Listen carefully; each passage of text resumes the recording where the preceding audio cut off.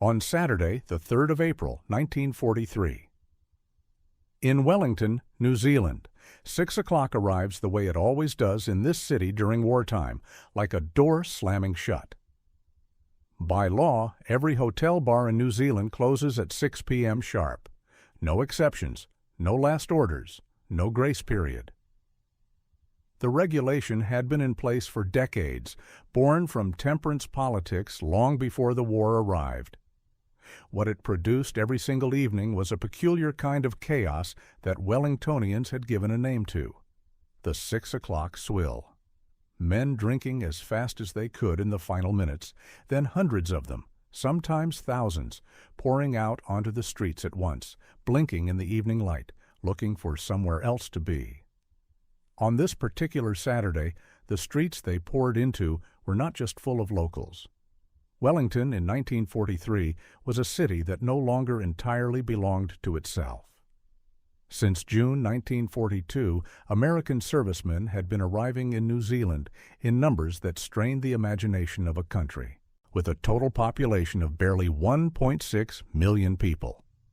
At any given point during 1942 and 1944, between 15,000 and 45,000 U.S. soldiers and Marines were based in or near the country's two major cities. Most were camped along the Kapiti coast north of Wellington, within marching distance or a short train ride from the capital. On weekends they came into the city in large numbers, the same way young men in uniform anywhere in the world seek out a city on their days off, looking for food, music, company, and the brief feeling that the war is somewhere else. New Zealand needed them here. That part was not in question. After Japan's entry into the war following Pearl Harbor in December 1941, New Zealand suddenly found itself looking across a Pacific Ocean that no longer felt like a barrier. Its own men were already deployed in North Africa and the Mediterranean. The Americans provided the defense the country could not supply for itself. The arrangement was mutual and understood by both. Governments to be essential. What was also understood, or should have been, was that New Zealand was not American territory. It did not operate under American social conventions. It did not recognize the racial architecture that governed daily life in the American South, where a significant portion of the deployed troops had grown up. On the evening of the 3rd of April, those two misunderstandings were about to collide on a street that runs through the center of Wellington. Manners Street in 1943 was not a remarkable piece of urban geography. A mid-city road in the Te Aro district, unremarkable in width, lined with the kind of wartime commercial activity that springs up wherever large numbers of servicemen spend time and money. What made it relevant that particular evening was the building that sat at a specific address along its length. The Allied Services Club, set up the previous year in the former Waldorf restaurant. The club had been established in July 1942 with a clear and deliberate purpose. It was a place where military personnel could eat a meal, sit in a lounge, use a dance floor, and spend time somewhere that wasn't a barracks or a bar. It was staffed by volunteers.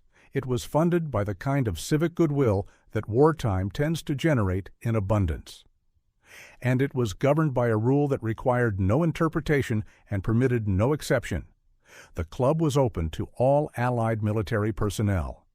All Allied military personnel. There was no footnote, no asterisk, no subordinate clause that qualified which uniforms were welcome and which were not. The charter of the place was as plain as the sign above the door. That rule mattered, not because rules usually matter in the friction between tired, drinking men on a Saturday night, but because what happened when that rule was ignored on the evening of the 3rd of April was not a misunderstanding between allies. It was a deliberate decision by some American servicemen to impose a social order that had no legal standing in New Zealand, no authorization from any military command, and no basis in the charter of the very building they were standing in. By just after 6 o'clock, the streets around Manners Street were filling with the usual post-swill crowd. New Zealand soldiers and civilians mixed with American Marines and servicemen released from their camps for the weekend. The Allied Services Club was the natural destination for many of them, a place to sit, a place to eat, a place that was specifically designed for this exact moment of the week. Some of the men who walked toward its entrance that evening were New Zealand soldiers. Some were Maori, and some of the American servicemen near that entrance decided those men were not going in. When the standoff began to harden, when it became clear this was not a misunderstanding, not a case of a full room or a closed kitchen, New Zealand soldiers, white and Maori alike, pushed back, not immediately with fists, first with words, then with presence, then with the particular physics of men who have been trained to hold ground. The Americans reinforced their position. They removed their heavy leather military belts, the kind with large brass buckles, and made it understood that they intended to use them. What happened after that spread across 4 city blocks and lasted 4 hours. Here is what you need to know before any of that. The men being turned away from a club they had every right to enter were not garrison troops waiting for a deployment that might never come. They were not men who had spent the Pacific War in rear area camps eating American food and watching films. 1 week before this evening, men from their unit had been killing Rommel's soldiers in the mountains of Tunisia. Most people standing outside that club on Manor Street did not know that. The Americans certainly didn't. They saw what they had been conditioned to see, applied the framework they had been raised inside, and made a decision. That was going to cost them the rest of the night. But to understand why what happened next shook the alliance to its foundation, you first have to understand exactly who was standing outside that door, and what they had already done. The 28th Māori Battalion was formed in October 1939. Every man in it was a volunteer. That detail matters more than it might initially seem. New Zealand had conscription available. The government could have filled a Maori unit the same way it filled others, through obligation and the machinery of military law. Instead, the battalion was built entirely from men who chose to be there. Maori leaders, including the great statesman Sir Apirana Ngata, had argued that Maori participation in the war was what he called the price of citizenship, a chance to demonstrate, in the most unambiguous terms available, that Maori stood as equals in the New Zealand nation. The men who answered that call did not need to be told twice. By the time the main body sailed from Wellington in May 1940, the battalion's ranks were full. They were organized in a way that no other unit in the New Zealand Expeditionary Force was. The 4 rifle companies were built along tribal lines. A company drew from Ngati Porou and the East Coast Iwi, B Company from Arawa, C Company from Aotea, D Company from the South Island, Wellington, and Hawke's Bay. The men who fought beside each other in the line were, in many cases, men whose families had known each other for generations. That structure was not ceremonial. It was the foundation of a unit cohesion that regular military doctrine had no formula for, because it predated military doctrine by several hundred years. They sailed for the Mediterranean, and then the record begins. Greece, April 1941. The battalion fought a rearguard action at Olympus Pass as the Allied position in Greece collapsed around it. They withdrew. They evacuated to Crete. And on Crete, against the largest airborne invasion in history to that point, the 28th developed the reputation that would follow them for the rest of the war. In close quarters, fighting against German paratroopers, the Maori soldiers discovered what they already knew about themselves: that they were exceptionally dangerous at short range with a bayonet in the dark. German after-action reports noted the ferocity of Maori resistance in terms that had nothing to do with dismissal. They evacuated from Crete. They reorganized in Egypt. Then came North Africa, Tobruk, Sidi Aziz, Sollum, Gazala. At Gazala, they took over 1,000 Italian prisoners. At Minkar Qaim in June 1942, the 2nd New Zealand Division found itself encircled by Rommel's forces in the Egyptian desert. The breakout that followed required a bayonet charge at night through enemy lines. The Māori Battalion led it. They went through. El Alamein. The Tebaga Gap. By the time the North African campaign reached Tunisia in early 1943, the battalion had been fighting continuously, with brief periods of reorganization, for nearly 3 years. Their casualties told the story plainly. By the end of the Desert War, 270 men were dead and 815 wounded, from a battalion that at full strength numbered roughly 750. General Bernard Freyberg, who commanded the 2nd New Zealand Expeditionary Force and had seen what every Allied unit in the theater was capable of, made his assessment without qualification. No infantry, he said, had a more distinguished record, or saw more fighting, or, alas, had such heavy casualties as the Māori Battalion. Erwin Rommel, the German commander they had spent 2 years trying to kill and partially succeeding, reportedly put it more simply, "Give me the Māori Battalion and I will conquer the world." Whether that exact phrasing is precisely verified or somewhat legendary, the underlying sentiment was documented across multiple Axis assessments. The Africa Corps called them scalp hunters. That was not mockery. That was a warning passed between German soldiers about what to expect if the Maori got close. 6 days before the night of the 3rd of April, 1943, at the Tebaga Gap in the Matmata Hills of Tunisia, a 24-year-old platoon commander from Ngati Porou, named Te Moananui Akiwa Ngarimu, led his men up a fortified hill under heavy mortar and machine gun fire. He was first to the crest. He personally destroyed at least 2 enemy machine gun posts. He was wounded in the shoulder. He refused to leave. That night, with the enemy on the reverse slope 20 yards away, he held the position through repeated counterattacks, wounded again by shrapnel in the leg, still refusing evacuation, telling his commanders he would stay a little while with his men. The following morning he was killed on his feet, Tommy gun at his hip, facing the enemy as the next counterattack came in. His Victoria Cross, the first ever awarded to a Maori soldier, was announced on the 4th of June, 1943. The men who served beside him were in Tunisia when that announcement was made. Some of those same men, or men from the same battalion on rotation, were the ones walking toward the Allied Services Club in Wellington on the 3rd of April. This is the record of the men being told they could not come in. Now consider who was doing the telling. American servicemen had begun arriving in New Zealand in June 1942. The camps they occupied on the Kapiti coast were organized, well supplied, and far from the front. Some of these men had seen combat in the Pacific and would see more.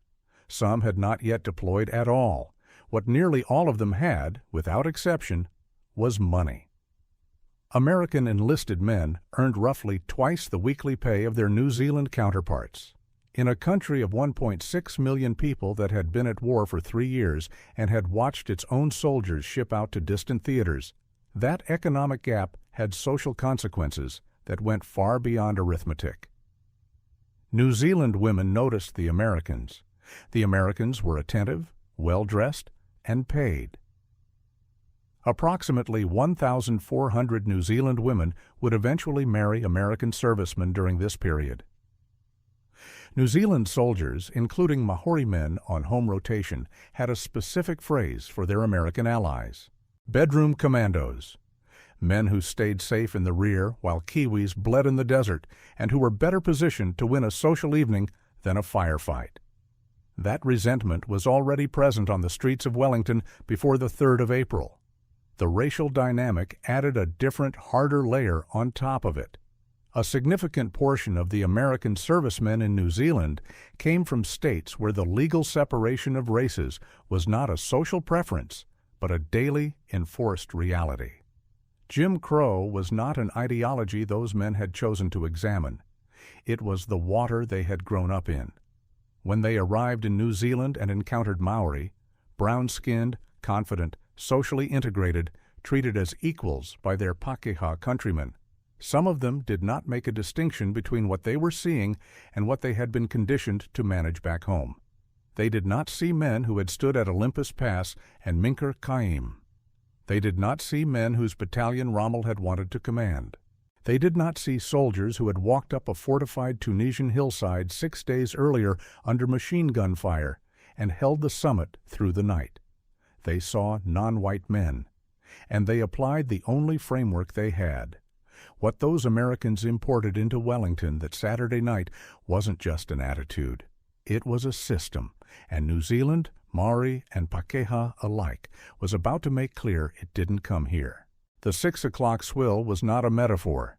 It was a documented social phenomenon, the predictable result of a licensing law that forced every hotel bar in New Zealand to close at 6 p.m. sharp, regardless of how many men were still inside or where they were supposed to go afterward. In peacetime Wellington, this produced manageable disruption. In April 1943, with tens of thousands of American servicemen camped within train distance of the capital and large numbers of New Zealand soldiers on weekend leave in the city, it produced something closer to a pressure valve releasing all at once.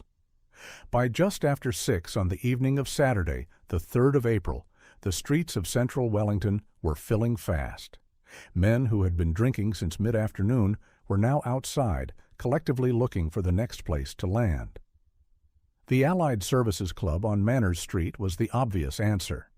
It had been set up the previous year precisely for this moment, the gap between bar closing and evening's end, when servicemen needed somewhere to be that wasn't a street corner. The former Waldorf restaurant had been converted into a functional social space, a buffet counter, a dance floor, a lounge, an inquiries office. Volunteers staffed it.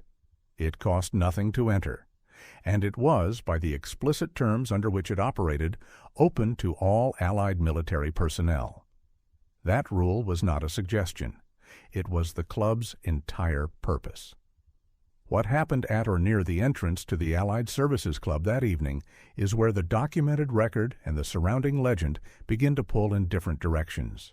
What can be established from multiple independent sources, the 1966 Encyclopedia of New Zealand, the Te Ara Historical Record, contemporaneous police accounts, and eyewitness testimony compiled in the decades after, is the following.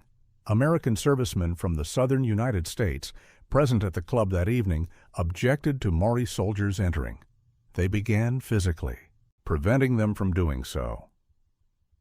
The initial confrontation was a standoff, men at a door, words exchanged, a line being drawn that the club's own charter did not authorize anyone to draw. Then the Americans took off their belts. These were standard U.S. military service belts, heavy leather fitted with large brass buckles. Removing them was not a gesture. It was a signal understood by everyone present. When a man in a military uniform unbuckles his belt in a confrontation, he is not preparing to comply. The buckles made effective weapons at close range, heavy, swinging, capable of cutting. The message was physical and deliberate. This position would be enforced. New Zealand soldiers in the area, both Pakeha and Māori, responded. This is the detail that every credible account of Manners Street confirms, and it is the detail that matters most to understanding what the night actually was. It was not Maori soldiers alone pushing back against American racism. It was New Zealanders. Together. White New Zealanders chose, without apparent hesitation, to stand with their Maori comrades against a racial logic that had arrived uninvited and had no jurisdiction in their country. The fighting moved into the street. From the Allied Services Club, the brawl spread to the ANA Club on Willis Street, where accounts document belts and knives being used, and then further along to Cuba Street. American military police arrived at some point during the fighting. Multiple accounts state that the MPs did not position themselves neutrally between the two sides. They sided with their own men. They used their batons on New Zealanders. Civil police, New Zealand's own force, attempted to intervene throughout. Eyewitness accounts describe a specific rhythm to it: groups fighting, crowds gathered around them cheering, police dispersing one cluster, another forming nearby. One witness recalled the scene as hundreds of spectators encircled knots of fighting men, the highest energy spreading and regrouping rather than simply escalating in one location. The estimates of how many men were involved range widely, and this is where the history requires honesty. Some accounts put the number above 1,000 servicemen plus several hundred civilians. Others are more conservative. The official position at the time was that it was minor. The truth is probably somewhere that neither extreme captures cleanly, large enough to require sustained police response across multiple city blocks over 4 hours, but possibly not the full-scale military engagement that legend eventually made it. What is not disputed is the duration. The fighting did not end until American servicemen were physically loaded onto trains back to their camps. The streets of central Wellington were not restored to order until the Americans had left. That detail alone tells you something about the shape of the evening. 4 hours, multiple locations, military police deployed, civilian police, overwhelmed enough to require repeated dispersals. Americans leaving by train under what amounted to managed extraction. That is not a skirmish. The official response arrived quickly, and it was coordinated in a way that itself requires attention. The Commissioner of Police spoke to the Evening Post.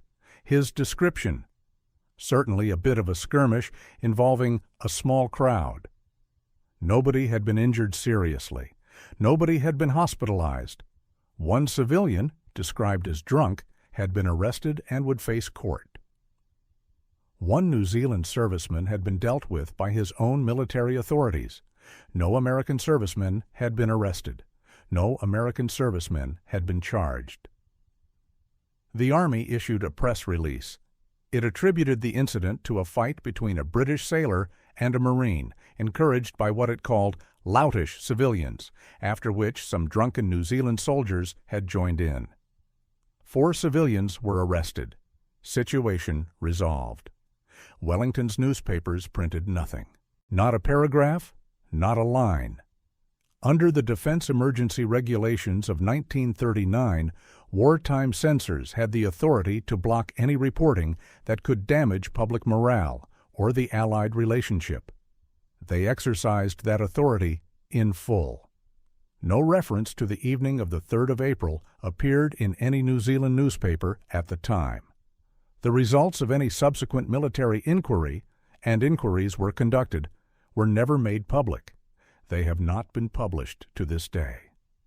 The official record of the Battle of Manners Street as it reached the New Zealand public in 1943 was a single deflecting quote from a police commissioner and silence from every press outlet in the country. Now hold those two things side by side.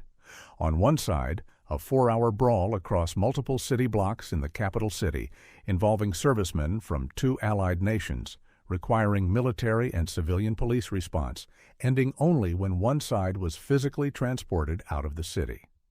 On the other side, a press release blaming a British sailor, a commissioner calling it a skirmish, censors locking every newsroom in the country, inquiry results sealed indefinitely. The scale of the suppression did not match the scale of the event the authorities claimed had occurred. Governments do not deploy the full apparatus of wartime censorship to bury a minor disagreement between drunken men. They deploy it to protect something: an alliance, a narrative, a version of events that cannot survive public scrutiny. The question that follows is not what happened on Manners Street. The question is what the two governments understood it to mean, and what they were so determined to keep the public from knowing. The government sealed it. The censors buried it. But the reason it had to be buried tells you more about what actually happened than anything that was printed. When a government moves to suppress a story, the speed of that decision tells you something. Deliberation suggests uncertainty. Speed suggests that the people making the decision already understood exactly what was at stake. The censorship of the Battle of Manners Street was not a slow, bureaucratic process. It was immediate. Wellington's newspapers received no copy to print because the copy never cleared the censor. The police commissioner's deflecting statement to the Evening Post, "The one skirmish, small crowd, nobody hospitalized," was the only version of events the public was permitted to receive. The Army's press release, with its British sailor and its loutish civilians, went out as the official military account. The inquiry results went into files that have never been opened for public review. All of this happened within days of the 3rd of April, 1943. That kind of coordinated suppression does not happen by accident. It happens when the people in charge recognize the event for what it is and decide quickly and deliberately that the public cannot be allowed to see it clearly. To understand why, you have to understand what both governments were managing at that precise moment in the war. April 1943 was not a comfortable month for Allied unity. The North African campaign was entering its final phase, with Axis forces being compressed into Tunisia. The Pacific War was at a turning point. Guadalcanal had been secured in February. But the island-hopping campaign that would carry the fight toward Japan was still being built, piece by piece, from bases that included New Zealand. The relationship between Washington and Wellington was not merely diplomatic. It was operational. American troops in New Zealand were not guests in any ceremonial sense.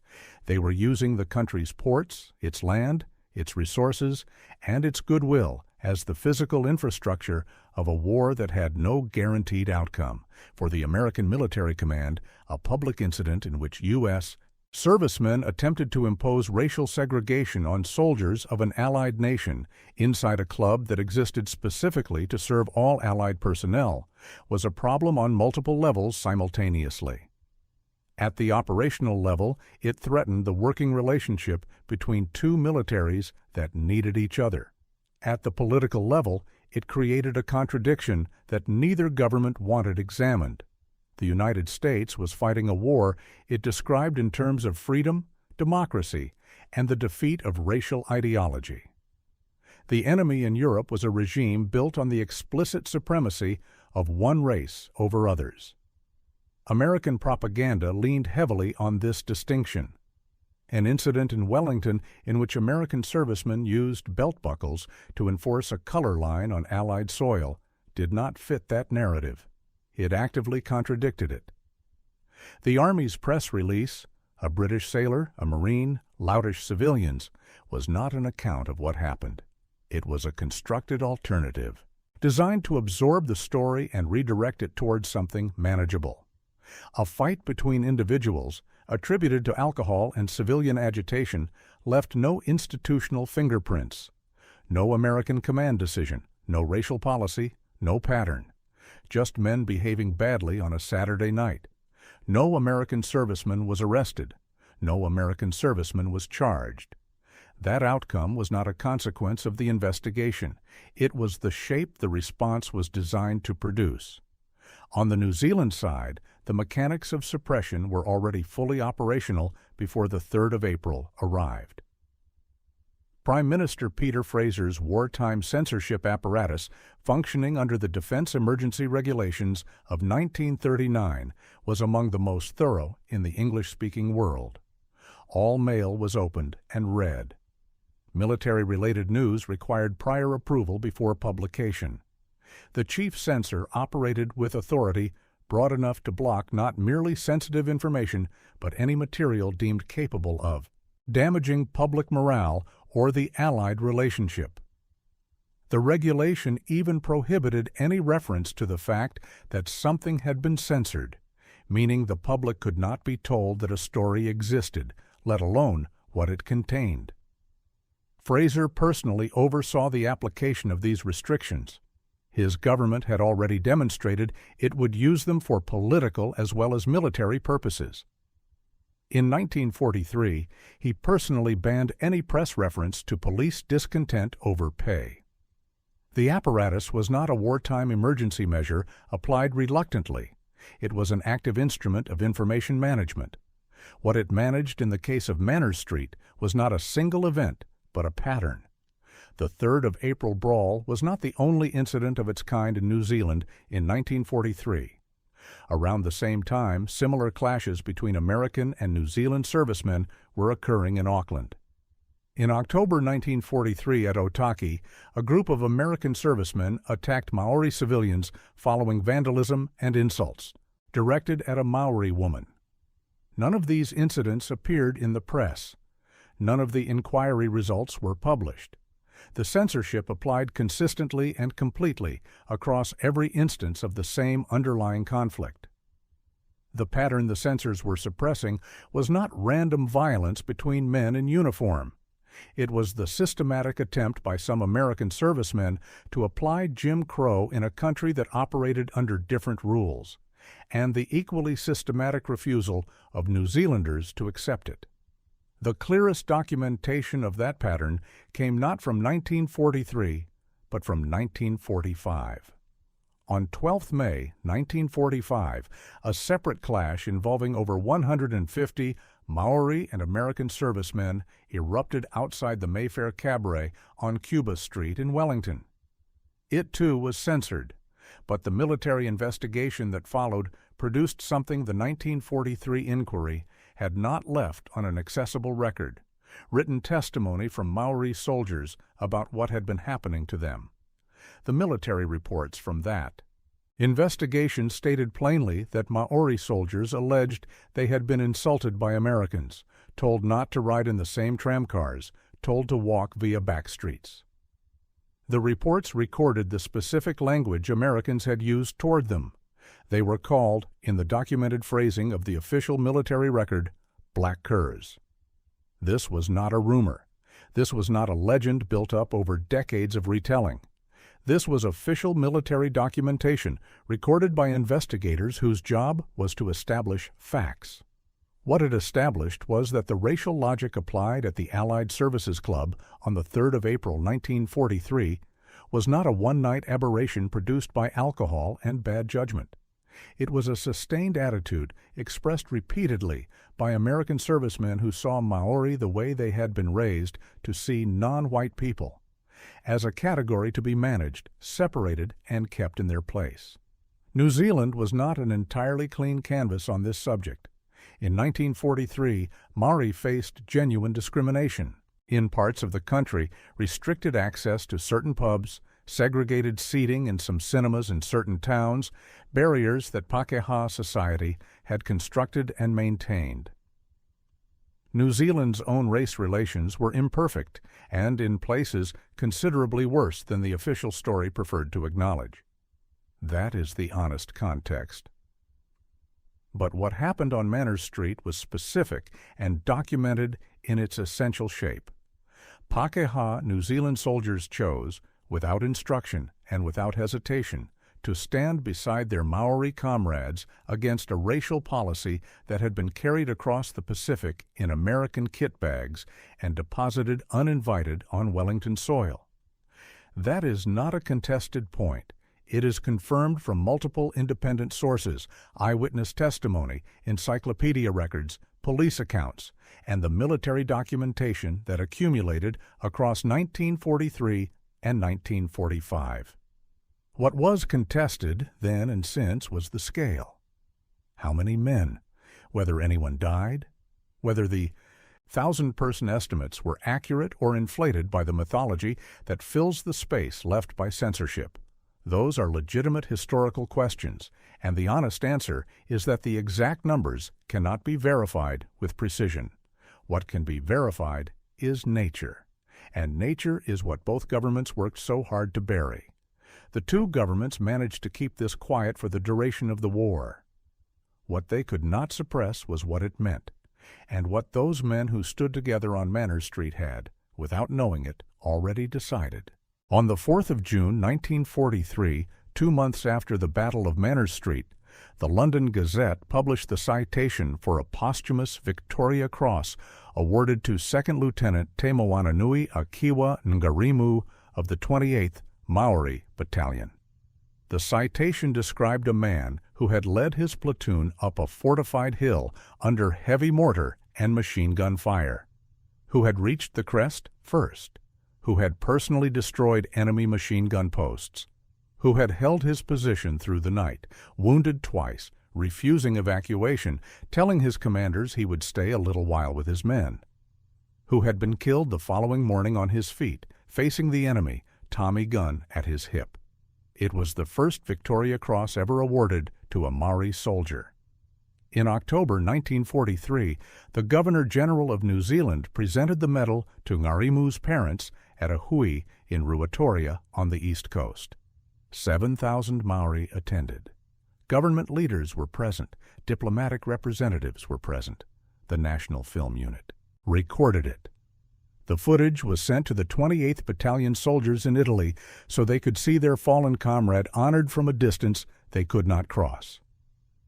This was happening at the same time wartime censors were ensuring that no New Zealand newspaper carried a single line about what had occurred on Manor Street 6 days after Ngarimu died at Tebaga Gap. The men being turned away from a Wellington club were, at the same moment in history, being formally recognized by the Crown as the finest infantry New Zealand had ever put into the field. That contradiction did not require editorial comment in 1943. It was simply the shape of the times. But it does not become less stark with distance.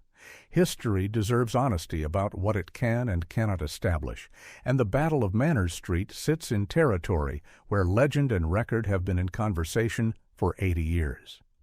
The accounts that place over 1,000 servicemen in the streets, that report 2 Americans killed, that describe a brawl of almost military proportions, those details have never been substantiated by documentary evidence. The Commissioner of Police said nobody was killed and nobody was hospitalized. Recent historical scholarship has noted that some of the Manor Street mythology appears to have been built by repetition rather than verification, with later sources citing earlier sources that were themselves citing rumor rather than record. It is also possible, as some historians have noted, that the events of 3rd April became conflated over time with other incidents from the same period: the Auckland clashes, the Otaki confrontation, the 1945 Cuba Street brawl, all of which involved the same underlying dynamic, and all of which the censors buried with equal thoroughness. The honest position is this: the exact scale of what happened on Manor Street on the evening of the 3rd of April 1943 cannot be established with precision from the available evidence. The numbers are disputed. Some of the dramatic details belong to legend. What is not disputed, and what the evidence from multiple independent sources establishes clearly, is the nature of what occurred. American servicemen from the southern United States refused entry to Maori soldiers at a club both had the right to use. The refusal was racial in motivation.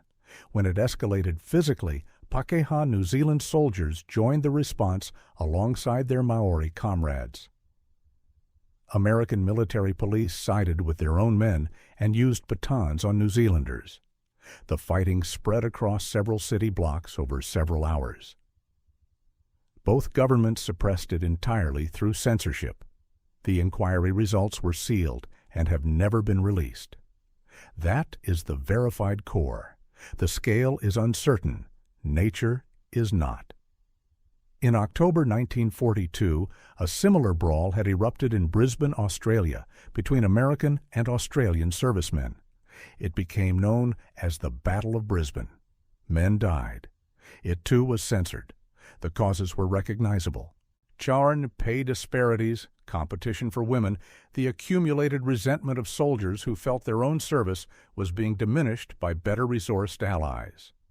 The Battle of Brisbane and the Battle of Manor Street are often mentioned in the same breath as parallel examples of Allied friction in the Pacific theater. But they were not the same thing, and the difference matters. In Brisbane, Australians fought Americans because they were angry at Americans. The causes were economic and social, real and legitimate grievances, but fundamentally about competition between two groups of men. In Wellington, Pakeha New Zealanders fought Americans because of what the Americans were doing to someone else. They were not defending themselves. They were not settling a personal score. They stepped into a confrontation that was not directed at them, on behalf of men they served alongside, against a racial policy they refused to recognize as having any standing in their country. That is a different kind of decision. It does not require romanticizing to be significant. It requires only accurate description. The soldiers of the 28th Māori Battalion had fought at Olympus and Crete, at Tobruk and El Alamein and the Tobaga Gap, alongside Pakeha New Zealanders who wore the same uniform and carried the same flag. They had bled in the same desert under the same command.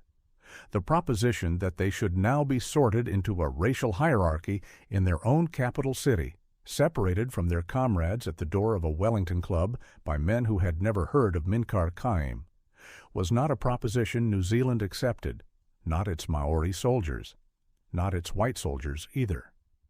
The Americans who tried to enforce the color line on Manners Street left no permanent mark on Wellington. They were loaded onto trains and sent back to their camps. The alliance continued. The war continued. The censors did their work, and the public did not read about it in the morning papers. The II men they tried to stop went on. They fought at the Sangro River in November 1943. They fought at Orsonia in December, where the battalion took heavy casualties in bitter winter combat.